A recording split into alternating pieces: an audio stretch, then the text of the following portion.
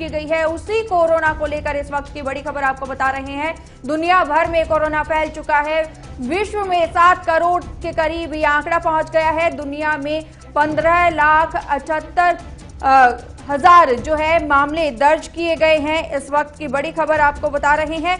15,78,000 लोगों से ज्यादा लोगों की मौत हो गई है। अमेरिका में सारे रिकॉर्ड टूट गए हैं और एक दिन में 3,000 से ज्यादा मौतें हुई हैं।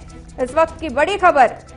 तो अमेरिका में लगातार 36वें दिन 1 लाख से ज्यादा नए केस दर्ज किए गए हैं। पिछले 24 घंटों में 2.24 लाख कोरोना के मामले जो हैं वो अमेरिका में सामने आए हैं। तो दुनिया भर में कोरोना तेजी से फैल रहा है। दुनिया में 7 करोड़ के करीब कोरोना के मामले पहुंच चुके हैं और हिंदुस्तान भी 1 करोड़ की तरफ बढ़ता हुआ नजर आ रहा है। दुनिया में 15.78 लाख से ज्यादा लोगों की मौत हो चुकी है। अमेरिका में टूटा रिकॉर्ड, एक दिन में 3,000 से ज्यादा मौतें हो गईं और अमेरिका में 36वें दिन 1 लाख से ज्यादा नए केस सामने आए हैं। तो पिछले 24 घंटों में 2,24,000 कोरोना के नए मामले जो हैं दुनिया में आए हैं। तो आप अंदाजा इसी से लगा सकते हैं कि कोरोना की रफ्तार पे अभी तक लगाम नहीं लग पाई है और दुनिया की जो सुपर पावर है वो इस वक्त सबसे ज्यादा कोरोना से पीड़ित है। मैं बात भारत की करें तो भारत में भी धीरे धीरे आंकड़ा 1 करोड़ के पास पहुंच रहा है और लगातार बढ़ते आंकड़ों की वजह से सरकारें भी चिंतित है। भले ही वो भारत की हो, लेकिन दुनिया भर के तमाम विकसित देश जो हैं वो भी कोरोना के सामने घुटने टेक चुके हैं, लेकिन हार नहीं मानी गई है। बार बार आपको बता दें कि वैक्सीन को लेकर जो खबरें सामने आ रही है, चाहे वो फाइजर वैक्सीन हो या फिर कोविशील्ड हो, कोवैक्सीन हो, उसको लेकर भी तमाम जो कोशिशें की जा रही है कि कैसे न कैसे कोरोना से पार पाई जा सके। वैक्सीन को लेकर अगर बात की जाए, फाइजर वैक्सीन को लेकर, तो कनाडा भी ऐसा देश है जहां पर फाइजर वैक्सीन को मंजूरी मिल गई है। तो ऐसे में उम्मीद जताई जा रही है कि कोरोना के जो मामले बढ़ रहे हैं वैक्सीन के जरिए कहीं ना कहीं पर काबू पाया जा सके।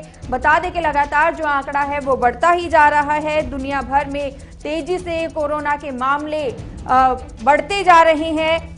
7 करोड़ के करीब ये आंकड़ा पहुंच गया है और 15,78,000 से ज्यादा लोगों की मौत हो गई है। अमेरिका में सबसे ज्यादा भयावह स्थिति है। सबसे ज्यादा जो मामले हैं वो अमेरिका में ही हैं और दूसरे जो देश है वो भारत है, जहां पर ये मामले बहुत ज्यादा चिंताजनक है। अमेरिका में एक दिन में 3,000 से ज्यादा मौतें हो गई है। इससे आप अंदाजा लगा सकते हैं कि अमेरिका में कितनी ज्यादा मौतें हो रही हैं।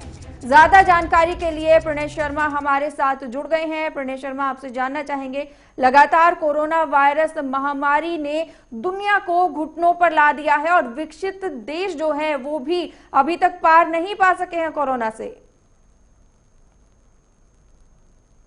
इंतजार है तो वो वैक्सीन का है कि आखिर कब जो वैक्सीन है वो सामने आएगी और टीकाकरण की प्रक्रिया शुरू हो जाएगी। ब्रिटेन में, रूस में जरूर हुआ है, लेकिन ब्रिटेन में भी वैक्सीन में जिन लोगों को लगाई थी उन्हें कुछ साइड इफेक्ट सामने आए, जिसके बाद उस प्रक्रिया को भी फिलहाल रोका गया है। अब बात अगर भारत की करें तो भारत में भी इंतजार वैक्सीन का है और जैसे प्रधानमंत्री ने भी कहा था कि जल्द ही कुछ ही हफ्ते लगेंगे कि भारत की अपनी वैक्सीन भी सामने आ जाएगी। बात की गई थी कि इमरजेंसी अप्रूवल भी शायद हफ्ते के अंदर दिया जा सके।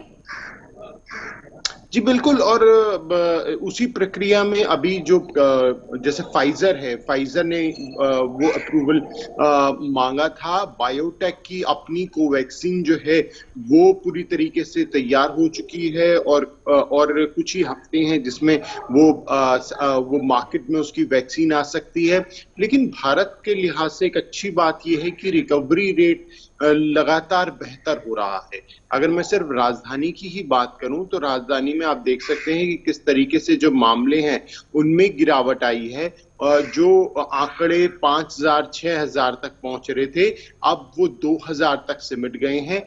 अगर हम मौत के आंकड़ों की भी बात करें तो उसमें भी गिरावट है। और अगर हम पूरे देश की बात करें सलोनी, तो उसमें भी जो रिकवरी रेट है वो 94% से ज्यादा हो चुका है और मृत्यु दर 1 दशमलव करीब 60% है। तो इस लिहाज से भारत में अब जो स्थिति है वो धीरे धीरे बेहतर हो रही है।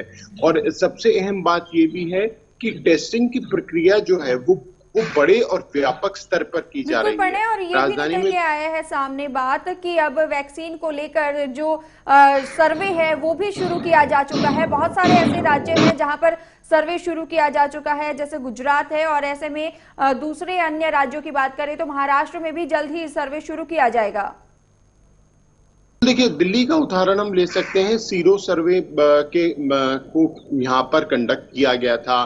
कोशिश उस सर्वे के जरिए ये जानने की थी कि आखिर जो एंटीबॉडीज डेवलप हुई हैं वो कितने प्रतिशत लोगों में है, किस हद तक असर कोरोना वायरस का लोगों पर रहा है। उस सर्वे के जरिए काफी कुछ जानकारी हासिल करने में मदद मिली है। और स्वास्थ्य मंत्री दिल्ली के सत्येंद्र जैन ने खुद इस बात की जानकारी दी है कि दिल्ली में जो तीसरी लहर कोरोना की हम बात कर रहे थे वो अब गुजर चुकी है। पिछले महीने ही इस बात सामने आई थी कि दिल्ली सरकार ने केंद्र सरकार से मदद भी मांगी थी जब मामलों में बढ़ोतरी हो रही थी और ये बात कही जा रही थी कि ये तीसरी लहर का पीक है। तो अभी राहत की बात ये है कि सरकार ने खुद इस बात की जानकारी दी है कि जो तीसरी लहर है वो राजधानी के अंदर गुजर चुकी है। चलिए, बहुत बहुत शुक्रिया प्रणय आपका हमारे साथ जो